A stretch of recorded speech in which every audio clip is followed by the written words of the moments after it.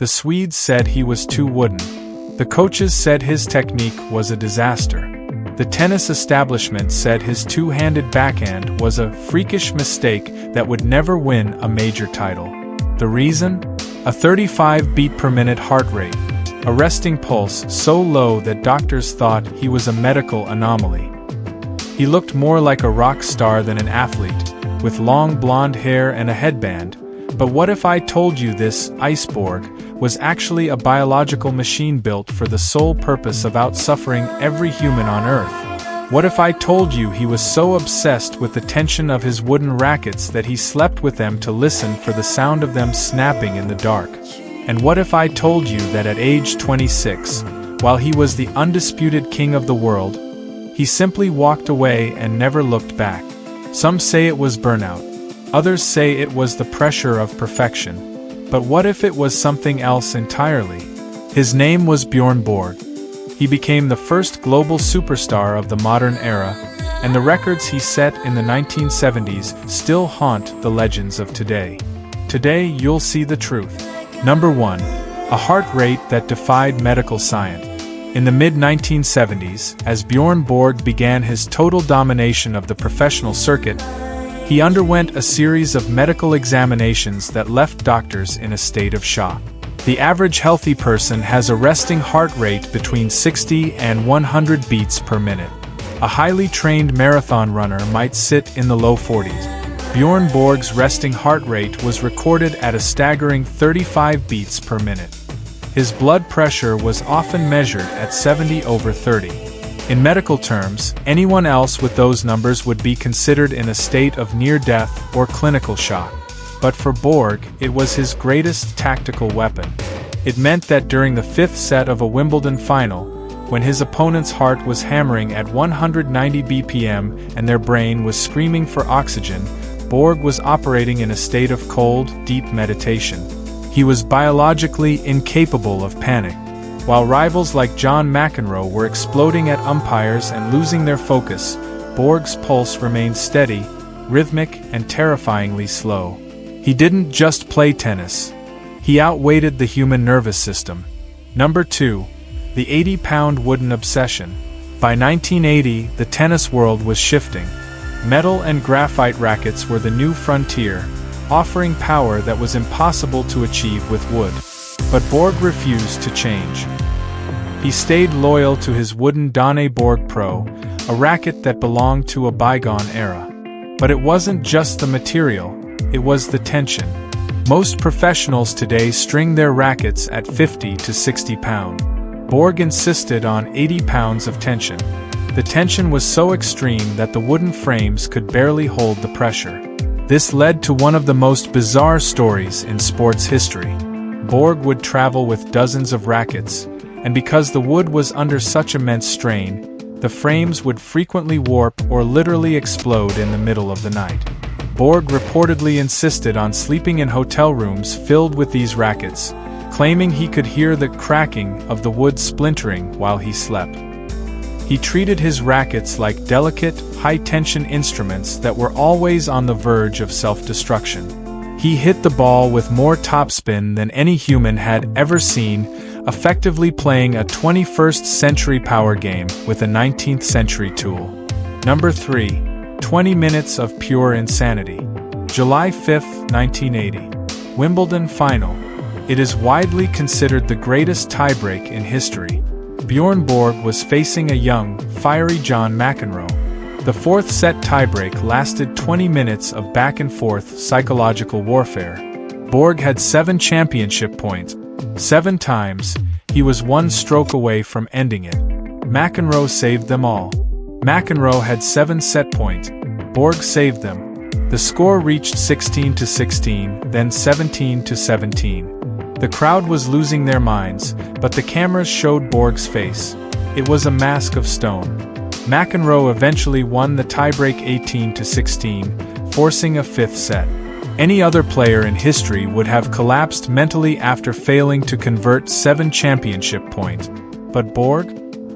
He sat down, took a sip of water, and didn't show a flicker of frustration. He went out and won the 5th set 8-6. He proved that Ice-Borg wasn't just a nickname, it was a psychological fortress that no one could pierce. Number 4. The Great Disappearing Act at age 26. In 1981, Björn Borg was the biggest sports star on the planet. He was a rock star in short shorts, followed by screaming fans everywhere he went. But after losing the US Open final to McEnroe that year, he did the unthinkable. He didn't stay for the trophy ceremony. He didn't go to the press conference. He walked out of the stadium, went straight to the airport, and effectively retired from tennis. He was 25 years old. At 26, the world's #1 player was gone. The fans were in a panic. Why did he leave? Years later, he revealed the truth. I lost the motivation. I didn't want to be #1 anymore if I couldn't enjoy the game. He had been playing professionally since he was 14. He had been a national hero in Sweden since his early teens. By his mid-20s, he was a burnt-out shell who just wanted to be a person, not a monument. He left at the top, leaving at least 10 more Grand Slam titles on the table. Number 5. The Time Traveler Comeback of 1991. Fast forward 10 years. 1991. Monte Carlo. The tennis world had moved into the era of space-age graphite rackets and power hitters like Andre Agassi. Suddenly, a 34-year-old man with long blonde hair walked onto the clay. It was Borg. But there was a problem. He was carrying his old, small, wooden Donny racket. It looked like someone had brought a sword to a gunfight. He was facing Jordi Ariz, a professional who hit the ball with modern velocity. Borg's wooden racket looked like a toothpick. He lost 6-2, 6-3. The comeback was mocked as tragic and delusional. But for Borg, it was a final test. He wanted to see if the old way, the way of wood and precision, could still survive in a world of power and technology. It couldn't. It was the final, heartbreaking end to the era of wood. Number 6. Slept with the lights on. After the fame, after the 11 Grand Slam titles, the silence was deafening. The transition to civilian life was not easy. There were rumors of drug use, failed business ventures, and a life spiraling out of control. In the late 80s, the Ice-Borg was melting. He faced a massive financial crisis when his fashion brand initially struggled. But the most human story was his battle with the fame itself. He reportedly became so accustomed to the constant noise of Borg mania that in the quiet of his retirement, he struggled to sleep. He had been the center of the universe for a decade, and when the lights went out on his career, the darkness was too much. He spent years trying to find out who Bjorn was without the racket. He eventually found success again in fashion, but the road back from the peak of Mount Olympus was paved with personal struggle that the public never saw. Number 7. From near bankruptcy to fashion king. By the early 2000s, Borg's finances were in ruins.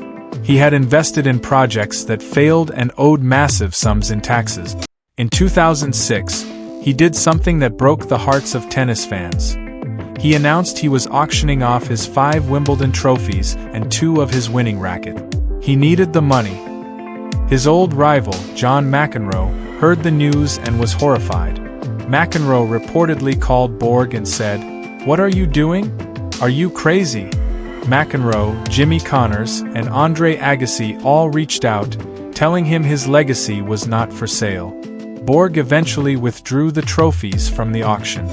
He turned his life around by focusing on his underwear and apparel brand, which eventually became a multi-million-dollar empire in Scandinavia.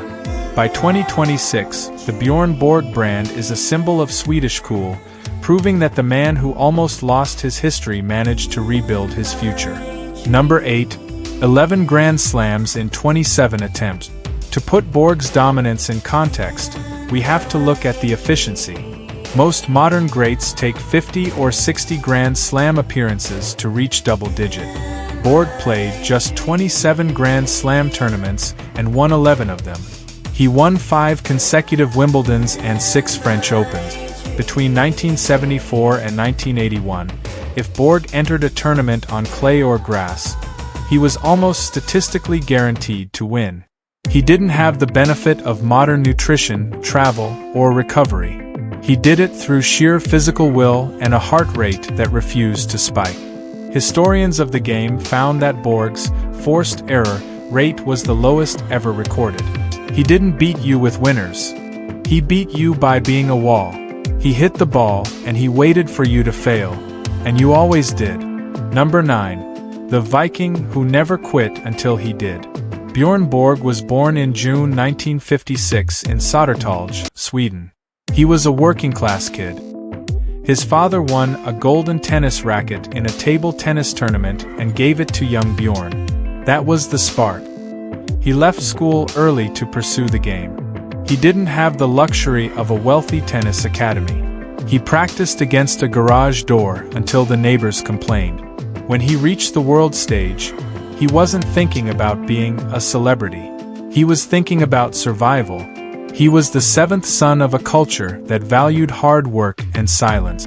When he stood on center court, he wasn't just playing for a trophy. He was playing to escape the gravity of a normal life. But the weight of being a hero eventually became heavier than the life he left behind. Number 10. The legacy of the 2026 legend. Today, at age 69, Bjorn Borg is a regular sight at the Laver Cup, sitting next to his former rival and best friend John McEnroe. He is the elder statesman of the sport. He survived the fame, the burnout, the near bankruptcy, and the tragic comeback. He is buried in the history books as the man who brought tennis into the television age. Millions of people still watch the footage of that 1980 tiebreak, trying to understand how a human being could remain so calm while the world was on fire. He was rejected by the traditionalists for his style. He was nearly broken by the pressure, and he died 1,000 deaths in the press, but he remains the Ice-Borg. Some heroes are born with advantages. Bjorn Borg was born with a heart that beats slower than the rest of us, and a refusal to let the world see him sweat. Let us know in the comments. Do you think Borg would have won 20 slams if he hadn't walked away? Like, share, and subscribe for more stories about real legends. They weren't born perfect. They were born with the refusal to quit, even when the ice started to crack. Please give this video a hype if you liked it. It really helps us grow.